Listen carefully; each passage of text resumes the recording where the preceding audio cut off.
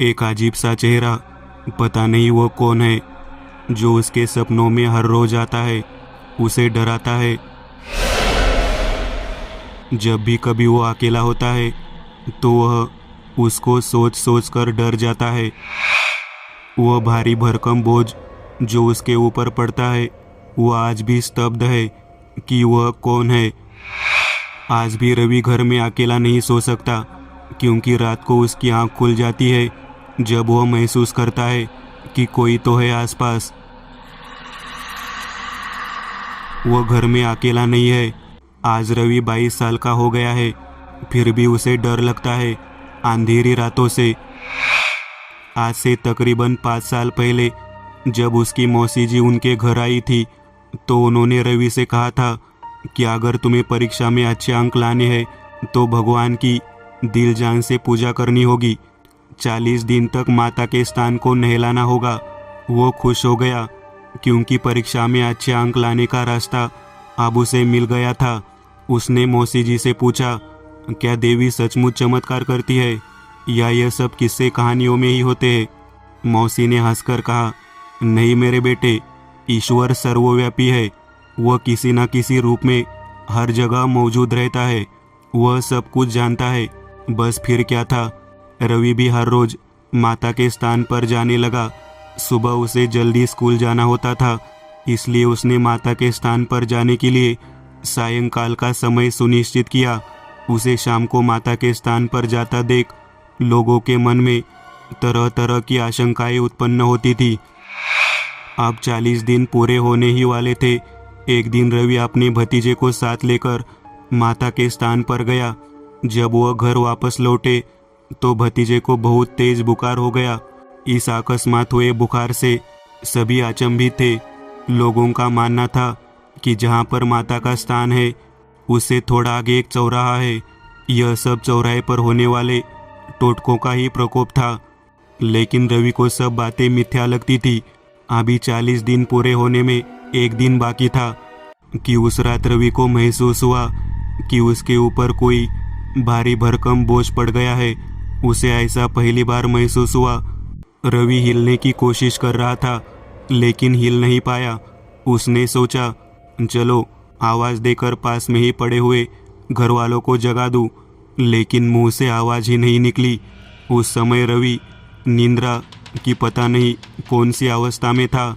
ना वो जाग रहा था, ना मैं सो रहा था। उसने मन ही मन माँ दुर्गा का नाम लिया, हनुमान जी का नाम लिया, ना जाने कितने पीरों फकीरों का नाम लिया, लेकिन फिर भी उस बोझ से मुक्ति नहीं मिली। एक क्षण उसने सोचा, चलो मैं हार मान लेता हूँ, लेकिन उसे महसूस हुआ कि मेरा अंत अब नज़दीक है। अब उसने पूरे जोर और पूरी ताकत के साथ एक झटका मारा, जिससे उसकी नींद खुल गई। रवि बहुत अधिक डर गया। अब उसे नींद कहाँ आने वाली थी। निंद्रा अवस्था में हुए उस अनुभव को सोच सोच कर उसके रोंगटे खड़े हो गए। जैसे कैसे करके उसने वो रात गुजारी। उसी रात से शुरू हुआ डरावने सपनों का सिलसिला। रवि ने घर वालों को अपने सपने के बारे में बताया। घर वालों ने बात पर ज़्यादा गौर नहीं किया। उसके बाद शाम को माता के स्नान का 40वां दिन था। रवि मन से मारते हुए माता के स्थान पर पहुंचा और प्रार्थना की, हे माँ, तू तो सभी रहस्यों को जानती है, तुझसे क्या छिपा है। हे माँ, मुझको ऐसे स्वप्न न आए, ऐसी कृपा करना। पूजा के उपरांत अब वह घर जा चुका था। शाम के लगभग 6 बजे उसने माता की मूर्ति के आगे दीपक जलाया। दुर्गा कवच, दुर्गा चालीसा, हनुमान चालीसा आदि का पाठ किया। लगभग 1-1.5 घंटा पूजा की। घर वालों को उसे देखकर हंसी भी आ रही थी और आश्चर्य भी हो रहा था कि चलो भूत का ऐसा डर तो उत्पन्न हुआ कि पूजा करने में अब यह ज़्यादा समय व्यतीत करने लगा। जैसे जैसे रात होने लगी, मेरे मन में आतंक छाने लगा। मैं जल्दी सोने की कोशिश करने लगा, लेकिन नींद थी कि आ ही नहीं रही थी। इन्हीं बातों को सोचते सोचते मुझे नींद आ गई। अब मैं निंद्रा अवस्था में था। मुझे निंद्रा की अवस्था में फिर वही आभास हुआ कि मैं न सो रहा हूँ और न ही जाग रहा हूँ, सो भी रहा हूँ। अचानक उस अवस्था में रवि ने दरवाजे की ओर देखा। दरवाजे के पास एक व्यक्ति खड़ा था जिसने सफ़ेद रंग का कुर्ता पजामा पहन रखा था और काले रंग की जैकेट पहनी है। रवि को उसका चेहरा दिखाई नहीं दिया। उसके होश उड़ गए। कौन? मुंह से आवाज़ बिल्कुल नहीं निकली। वह हिल भी नहीं पा रहा था। अचानक रवि के पैर उठे और उसने पैरों से उस व्यक्ति को मारना शुरू किया, लेकिन रवि के पैरों पर का उस पर कोई असर नहीं हो रहा था। रवि नींद में ही कुछ बोलने की कोशिश कर रहा था, लेकिन आवाज़ नहीं निकल रही थी। वह सोते सोते ही सोच रहा था कि काश मेरी आवाज़ मेरे पास बड़ी बहनों को सुनाई दे और वो मुझे बचा ले। तभी उसकी आँख खुली। उसने देखा कि उसकी बहन उसे उठा रही है और पूछने लगी, क्या हुआ तुझे? क्यों सोता सोता बड़बड़ा रहा है? रवि ने कहा, मुझे बहुत डर लग रहा है। बहन ने उसे 3-4 गालियाँ सुनाई और कहा, आराम से सो जा और हमें भी सोने दे। सुबह उठकर रवि ने सारी बात घर वालों को बताई। घर वालों ने कहा, आपसे तुम अपने पिताजी के पास सोया कर। अगले दिन उसे पिताजी के पास सुलाया गया। फिर रात को उसी वक्त सोते सोते रवि को लगा कि उसके पीछे जो खिड़की है जिसका शीशा टूटा हुआ है, इसमें से कोई अदृश्य शक्ति अंदर आई और रवि फिर से जाग गया। रवि ने टाइम देखा, 3 या 4 का टाइम था। उसने सोचा थोड़ी समय में सुबह होने वाली है।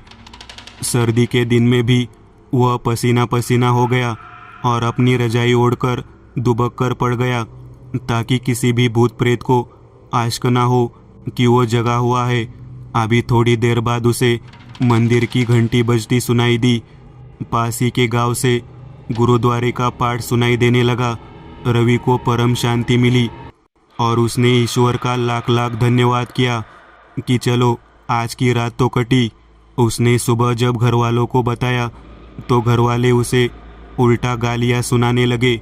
इतना बड़ा हो गया है, आप भी डरता है।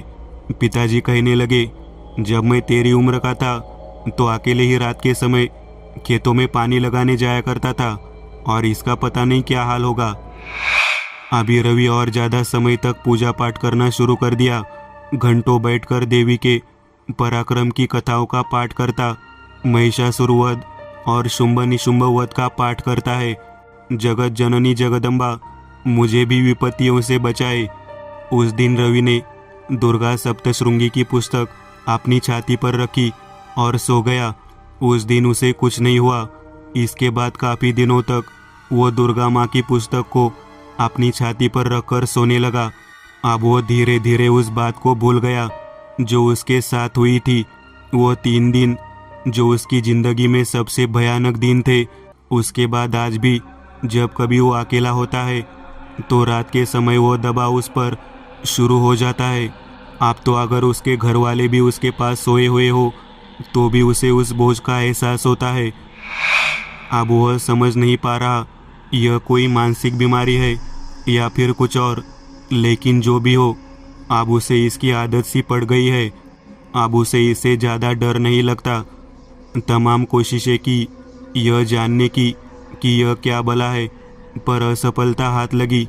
रवि की तरह मुझे भी ऐसे अनुभव मिले जिससे शुरुआत में तो मुझे डर लगा, किंतु मैं इस अनुभव को जानता हूँ। यह कोई भूत पिशाच या प्रेतात्माओं से संबंधित प्रक्रिया नहीं है, बल्कि रात के समय अगर हम गहरी निद्रा में हो तो सीधे लेटने की वजह से यह अक्सर हो जाती है। यह प्राकृतिक है, सिवाय भूत पिशाच के।